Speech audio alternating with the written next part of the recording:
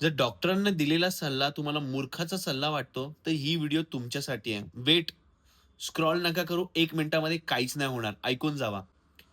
दीड महिन्या अगोदर एक आई-वडील आलेले 9 वर्षाचा मुलगा घेऊन. हातावरती कुत्र्याने चावलेला. त्यांना कळालं नाही, की तो कुत्रा रॅबिसचा होता तर कसला होता. ते आलेले माझ्याकडे. पेशंट गरीब होता, मान्य करतो.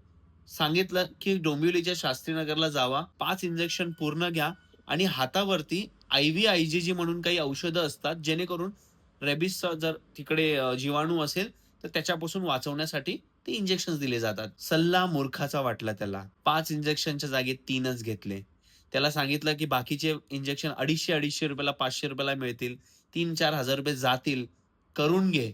नाही केलं. शेवटी दीड महिन्यानंतर मुलगा वेड्यासारखा करायला लागला. डॉक्टरांनी त्यांना केएम हॉस्पिटलला जायला सांगितलं. तिकडे गेल्यानंतर कळालं, की त्यांना रेबीजची लागवण झाली आहे.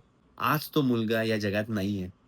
काय 4-5 हजारात काय तुम्ही काय बंगला बांधणार होतात का? बेसिक गोष्ट आहे. एक 9 वर्षाच्या मुलासोबत तुम्ही आज जो हलगर्जीपणा केलाय, असं करणं बंद करा.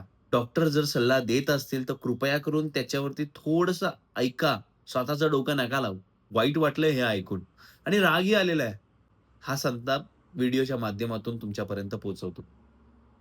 धन्यवाद.